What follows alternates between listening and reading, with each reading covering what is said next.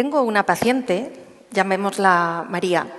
María tiene 42 años, un hijo de 10 y un diagnóstico reciente de cáncer. Cuando María me preguntó si se le iba a caer el pelo con la quimioterapia, lo hizo con voz temblorosa. Pero realmente, cuando quiso saber qué iba a sentir la siguiente vez que se mirara en el espejo, cómo lo iba a llevar su hijo o si su marido la iba a seguir tocando, eso me lo preguntó en silencio. Y hay silencios que dicen mucho más que 1000 palabras.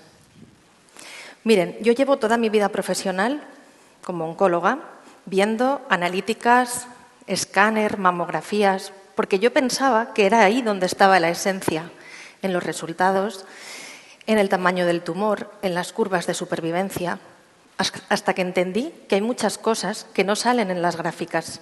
Hay mitos, creencias y silencios que pesan tanto como la quimioterapia y muchas veces más.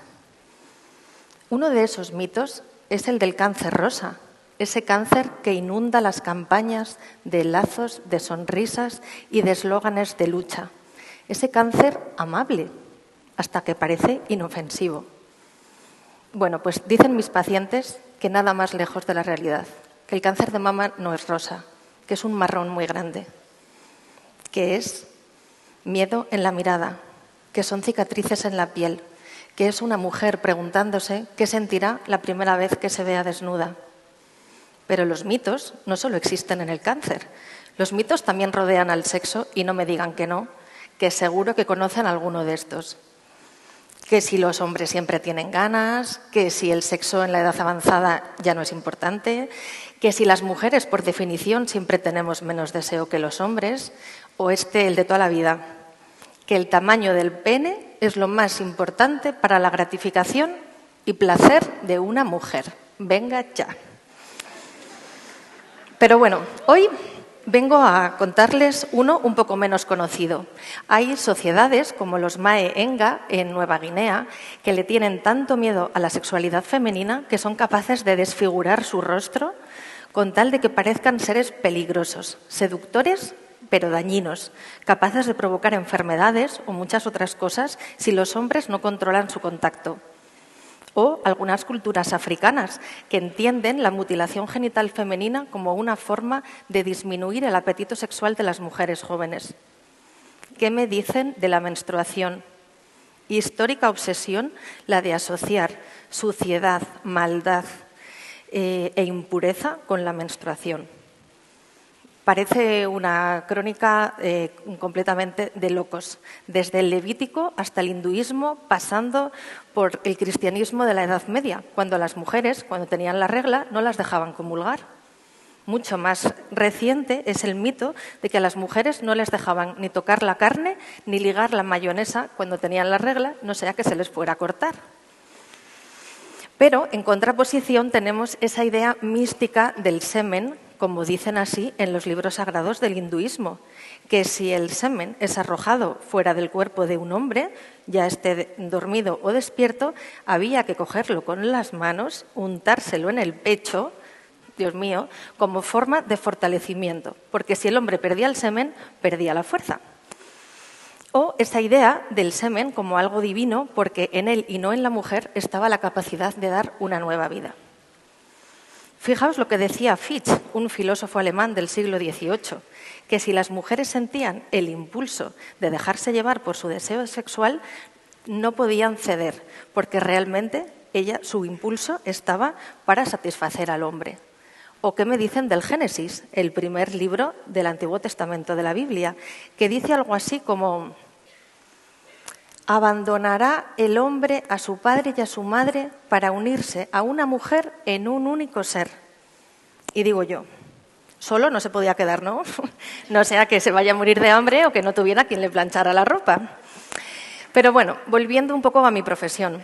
Uno de los días que más aprendí como médica y que recuerdo perfectamente fue el día que le iba a dar de alta a una paciente después de todo su proceso de cáncer de mama y me dice la señora: bueno, doctora, tengo muchas cosas que agradecerle, pero hoy que ya nos despedimos le voy a decir una cosa.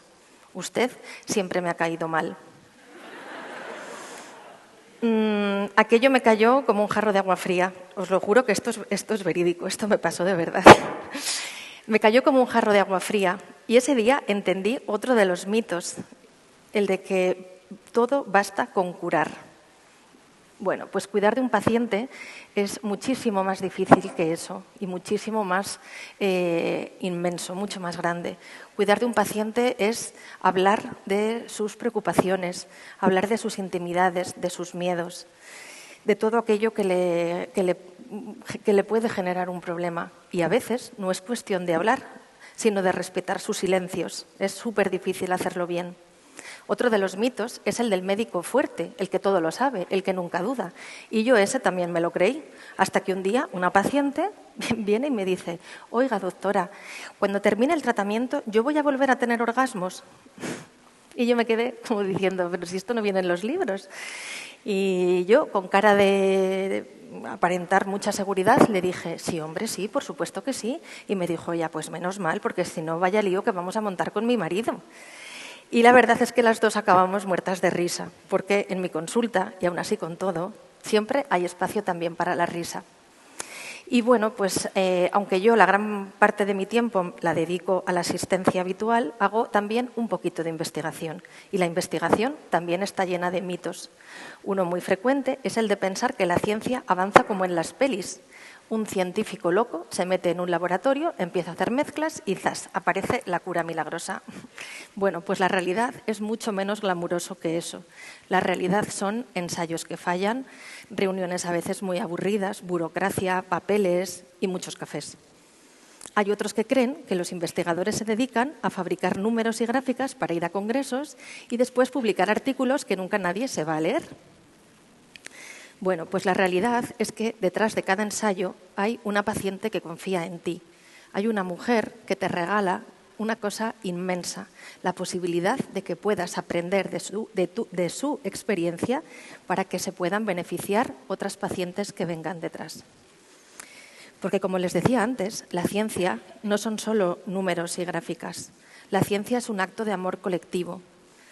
El de los que participan, el de los que investigan y el de los que piensan que la realidad algún día puede superar a los mitos. Los tumores se ven en las imágenes médicas, pero los mitos, esos no. Los mitos se quedan en el aire, en lo que no decimos, en lo que callamos, por miedo, por vergüenza, por pudor o por costumbre. Y si no los hablamos, esos también enferman. Un día, María acabó su tratamiento, se acercó a mi consulta y me dijo: doctora, muchísimas gracias por todo. Hoy sé que aunque mi cuerpo haya cambiado, yo sigo siendo la misma. Y ese día entendí que mi trabajo no solamente es luchar contra células rebeldes, mi trabajo también es luchar contra los mitos que nos atan y contra los silencios que a veces nos hacen más daño que cualquier diagnóstico. Y con esto ya termino. A veces lo más difícil de curar no es lo que se ve en las imágenes de un escáner, sino lo que nunca nos atrevemos a decir en voz alta. Muchas gracias.